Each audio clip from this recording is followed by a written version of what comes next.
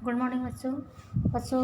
आज हम आपकी जो कविता थी जयशंकर प्रसाद की, इसकी रीडिंग करेंगे। कल हमने इनका जो जीवन परिचय था उसको पढ़ा था। मैंने आपको बताया था कि जो कवि हैं जयशंकर प्रसाद, वो इसमें एक तो ईश्वर की सर्वव्यापकता, सौंदर्य और शक्तिमत्ता का गुणगान करते हैं। वो कहते हैं कि ईश्वर सभी जगह व्याप्त है, यानी कि उसकी जो उपस्थिति है वो हर जगह पर है।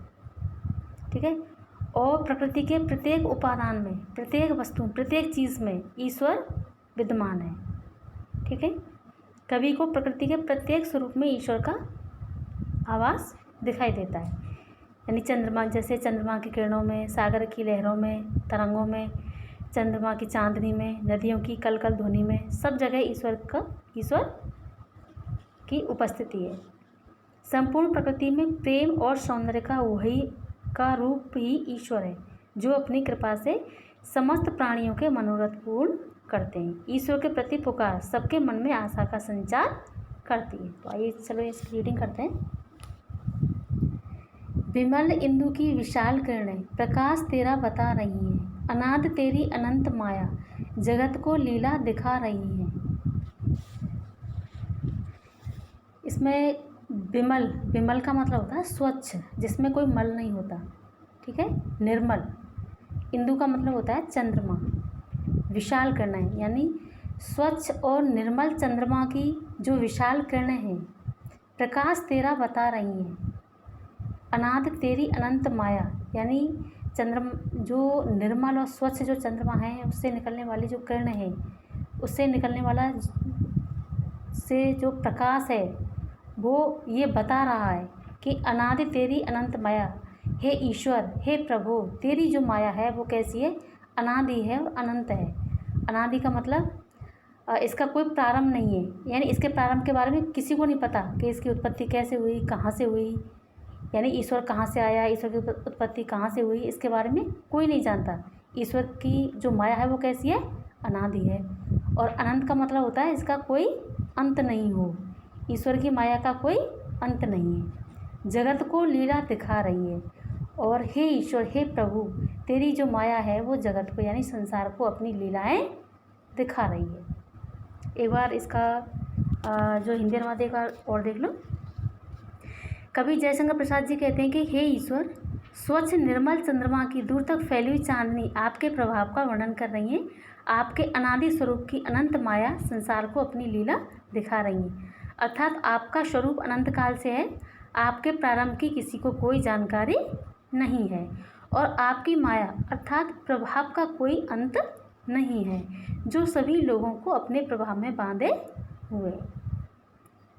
प्रसार तेरी दया का कितना ये देखना है तो देखे सागर, तेरी प्रशंसा का राग प्यारे तरंग मालाएं गा रही हैं।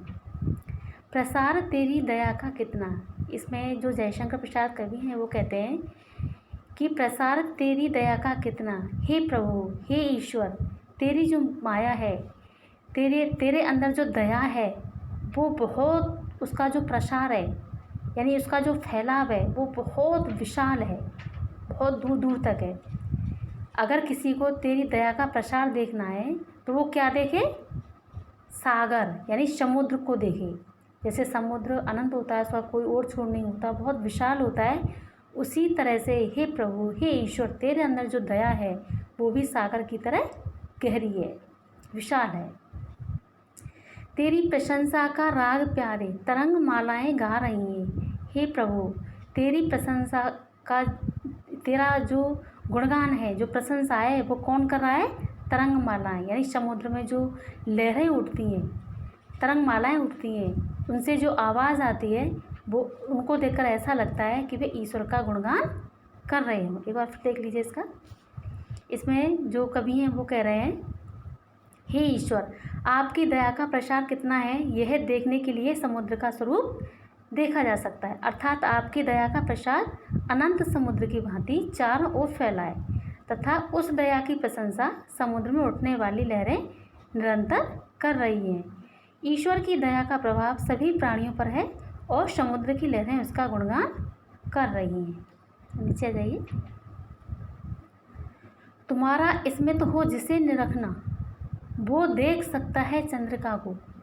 तुम्हारे हंसने की धुन में नदियाँ निनाद करती ही जा रही हैं। तुम्हारा स्मित हो जिसे निरखना। बच्चों यहाँ पर स्मित का मतलब होता है मुस्कुराना, हंसना, हंसी से है कि अगर हे प्रभु, इसमें जो कवि हैं जयशंकर प्रसाद, वो ईश्वर को की ओर संगीत, ईश्वर को संबोधित करते हुए कह रहे हैं कि हे प्रभु, हे ईश्वर, तुम्हारी अगर हंसी किसी को देखनी है, अगर तुम्हारी मुस्कुराहट किसी को देखनी है, तो वो क्या देखे?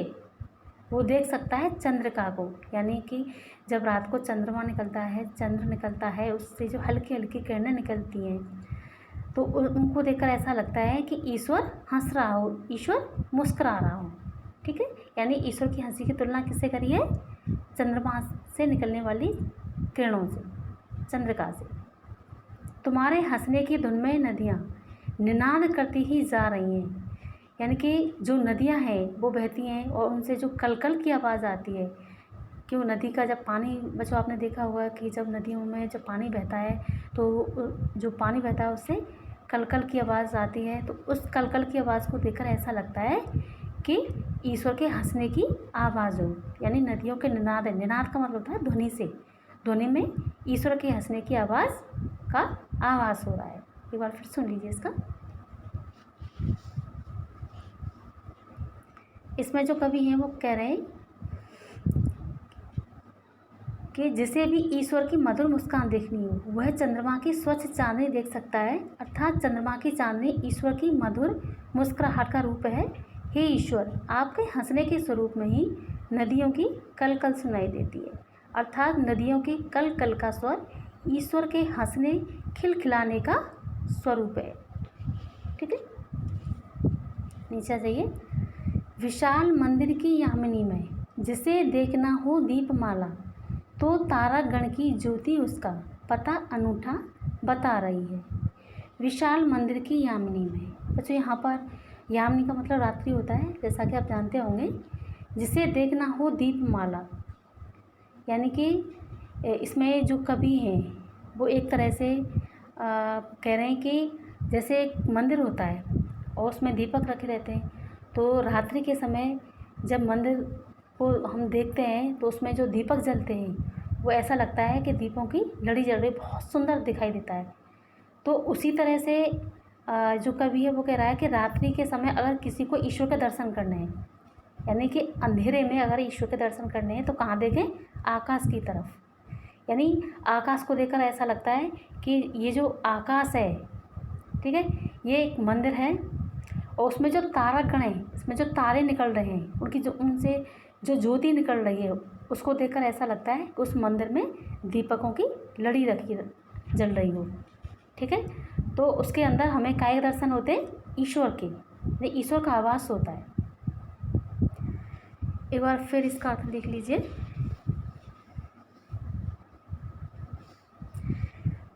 जो कोई भी रात्रि रूपी अंधकारपूर्ण मंदिर में दीपों की रोशनी देखना चाहता है, यानी रात के अंधेरे में या ईश्वर के दर्शन करना चाहता है, तो उसे अनंत तारों की रोशनी में उस मंदिर का मार्ग दिखा रही है। अर्थात रात्रि के समय घने अंधकार में भी तारों की रोशनी के आधार पर हम ईश्वर के स्वरूप का अनुभव कर सकते हैं। यानी कि तारागणों की रोशनी में हम ईश्वर के दर्शन कर सकते हैं। दिन का सौंदर्य या रात्रि का घना अंधकार भी ईश्वर की उपस्थिति का ही एक रूप होता है। यानी ये जो कवि हैं वो प्रकृति के हर उपादान में ईश्वर के दर्शन कर रहे हैं।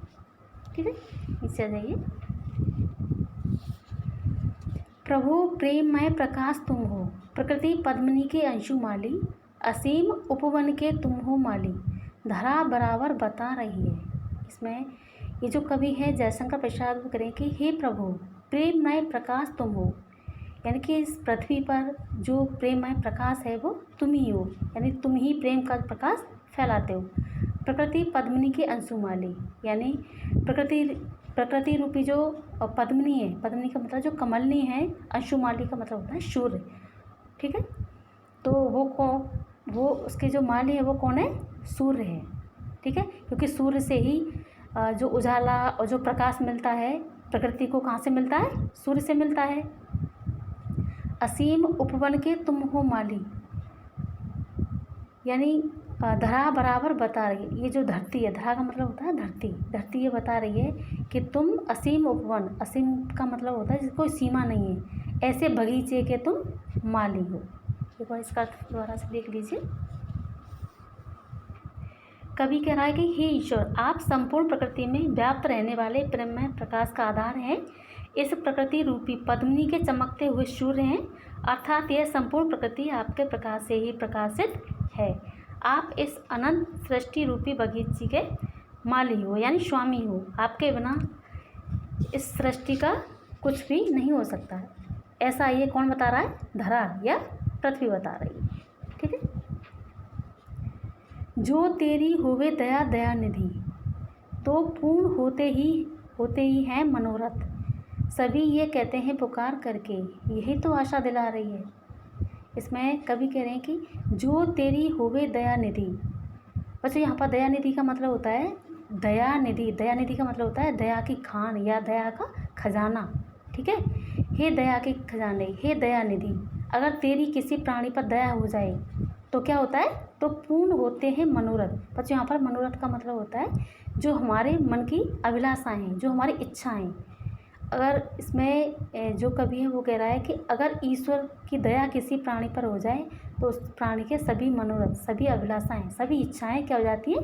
पूर्ण हो जाती हैं, पूरी हो जाती हैं। सभी ये कहते पुकार करके, यही तो आशा दिला रही है। यानी कि सब लोग यही पुकार कर कहते हैं, ईश्वर का वो गुणगान करते हैं, वो एक आशा लेकर चलते हैं। इसीलिए वो ईश्वर का गुणगान करते हैं कि एक दिन ईश्वर की कृपा उनके ऊपर होगी और वो उनके मनोरथों को पूरा करेंगे। एक बार इसका और सुन लीजिए। हे ईश्वर, सभी लोग पुकार करके यही कहते हैं कि दया करो।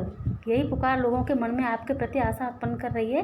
अर्थात संसार के सभी प्राणियों का जीवन आपकी दया पर ही आधारित है और सभी प्राणी आपकी दया पाने की आशा से ही आपको पुकारते हैं। अतः हे ईश्वर, सभी प्राणियों पर अपनी दया दृष्टि बनाए रखें। तो जो आपकी जो कविता है इसकी रीडिंग पूरी हो गई। इसकी जो हिंदी व्याख्या है वो पूरी हुई।